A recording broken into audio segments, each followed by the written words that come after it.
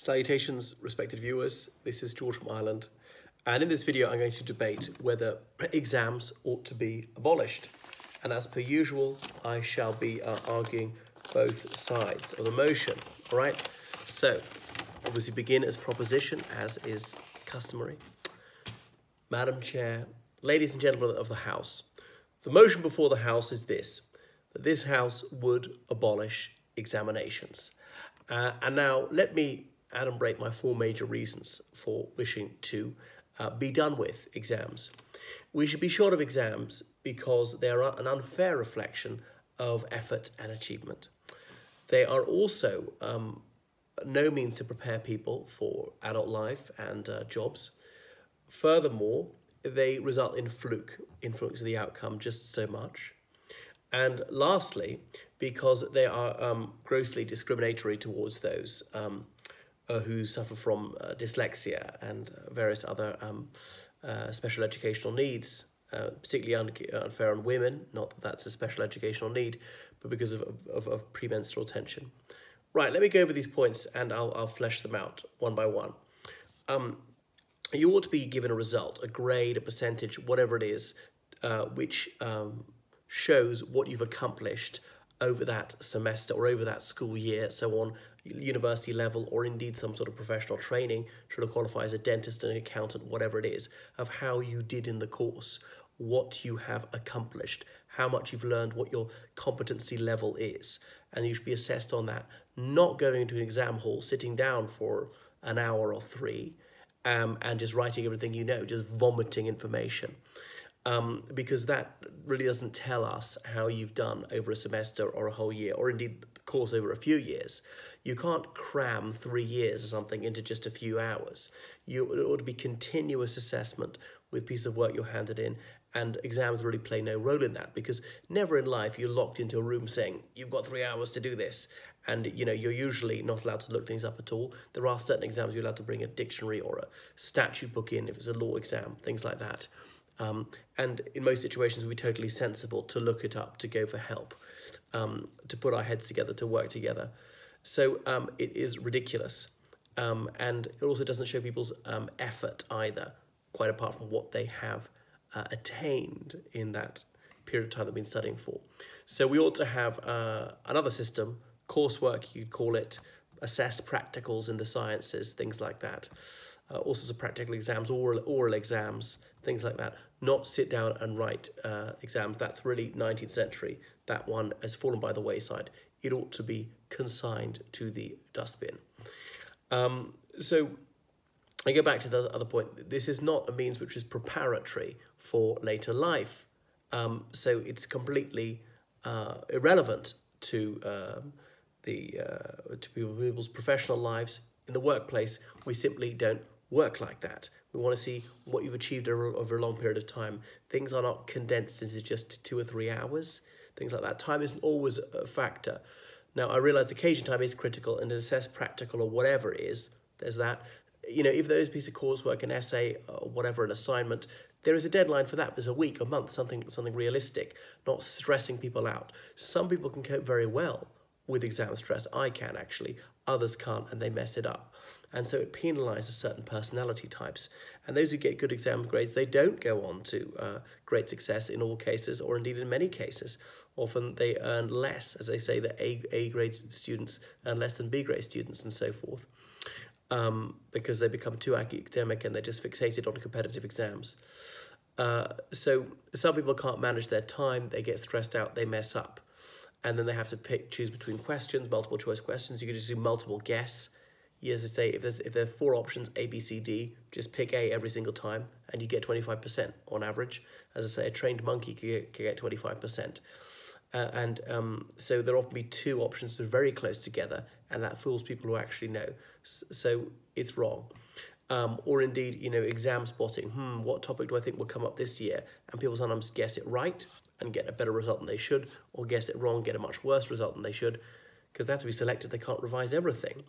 So it introduces too much of an element of luck, and it shouldn't be about that at all. And as I say, some people who are dyslexic, and even they're given extra time, that still isn't sufficient. And, you know, women suffering PMT at that time is still not enough. Some people suffer bereavement or something else. Something has put them off psychologically, which means they failed the exam. And then we have to take this into account, give them more percent. How many more percent? Could they be lying? We just don't know. And doctors are very reluctant to turn people away and refuse to give you a medical certificate just in case the person's telling the truth. The safe thing for the doctor is to say, okay, I believe you, I'll write it for you. So, Mr. Chairman, for those reasons, I urge the House to support this timely and very necessary motion. I have done. So now I will be the opposition. Right. Madam Chair, ladies and gentlemen of the House, we wish to reject this outlandish motion. Exams are very necessary for a number of reasons. First of all, life is time limited. Second of all, we're not saying we get rid of coursework. That can also be part of the assessment. Third of all, this whole argument that discriminates against women is ridiculous, as women are getting better results all the time. And fourth of all, their alternative is fraught with problems, complete subjectivity, and it makes it very easy to cheat. So let me go over those one by one. Of course, we have to condense things into a restricted period of time. All right, even coursework has got deadlines, as the other side of the House observed. And yes, sometimes there is time pressure at work. We need things by a certain deadline, and you can't take all the time in the world. That is part of the test. All right, some people leave early. I've left exams very early and still done all right. Some people can do it faster than others. We could simply extend the time limits if that's really your problem and say just leave when you feel like it. And, you know, working fast is vital, to work under pressure, because sometimes there is pressure in loads of things, in banking, working for a law firm, teaching, I can't think. I mean, it's not only do you work to a reasonable quality, but you have to do it on time. Other people are relying on you. She can't do her job until he's done his job and handed his bit over. So that's another reason why it's like that. And if there is no time limit, it's like having no word limit. People just produce way too much, and it's too much for the examiners to do. I mean, obviously the examiners have to give the work back, have to give the results by a certain time. So of course we need time limits. You can argue what they are. Maybe we're trying to cram too much into too short a period of time. And you could say perhaps the time limits ought to be extended, or the content of the exam ought to be whittled down. But to say that there ought to be no limitation on the time allotted to an examination is preposterous. Now, coming on to coursework, we can do that too. We must have a mix of those. In fact, we can have mostly coursework. Certainly in the United Kingdom, they've been moving away for coursework. In the early 90s, people could do their exams, their A-levels, their GCSEs, almost exclusively by coursework. But I'll go on to why that was dreadful, because the whole idea of coursework was invented in the late 80s. And it was before the internet was a major thing. And then cheating is rife. It's just manic. It's endemic because it's so easy to do. Go online, oxbridgeessays.com, I've written for them, and you pay somebody to write your essay. You get a real one, and then you simply rephrase it. You could find synonyms, you paraphrase everything, and that's it. You've rewritten it. I know there's plagiarism software, but supposing, so long as the people change one or each sentence, cut out one sentence per paragraph, change the order of the sentences, and indeed the order of the paragraphs, you're away. So that's it. People are paid to do it. It's a multi-million-pound industry.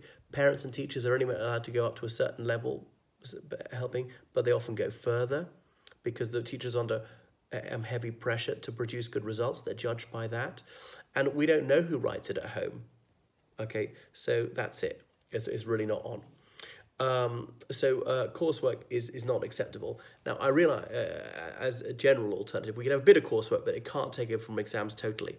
And the other thing is especially the teacher knows the person, the teacher gives the raw mark initially. I know it goes up to the supervising marker who'll look at a selection of, say, 20. The supervisor will look at about 3 of them. If they're basically all right, all the marks will stay the same.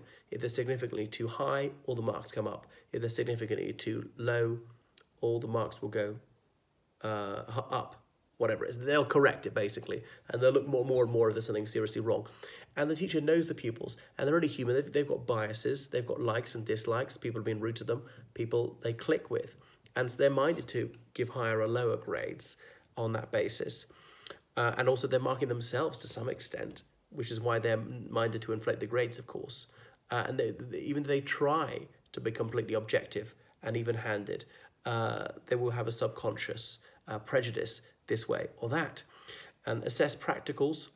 You know, this is a problem as well, is personal likes and dislikes, and then parents demanding you give high or low grades, or school management twisting the arm of teachers to bump up the grades. And that's why there's been this outrageous level of grade inflation.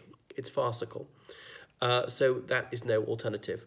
I realise we can do this a bit, but the whole thing is freighted with failings. So that's why we can't do that. And as for women being disadvantaged by this, but you know, women have been getting better and better results all the time. We could possibly arrange for a woman who's having PMT to be kept in isolation for a day, to do an exam the next day or something like that, or have an alternative exam the next week with obviously slightly different questions based on the same curriculum for those who, for whatever reason, can't do it. And by the way, if you're seriously ill, you just have to wait to next semester or next term. You can resit many of these exams as many times as you like. So exams are vital. They're not everything, but there's no other way around this. And I know you say, oh, well, they just learned it by rote and then splurged it, but at least they had to remember it. And yes, memory counts. And no, you can't always look things up on the internet. And there's some stuff which is driven on the internet. It's not simply retention of knowledge, it's deploying it, it's crafting an answer, it's problem solving in mathematics and so on. Or, you know, in a language, being able to produce it in real time at the proper pace.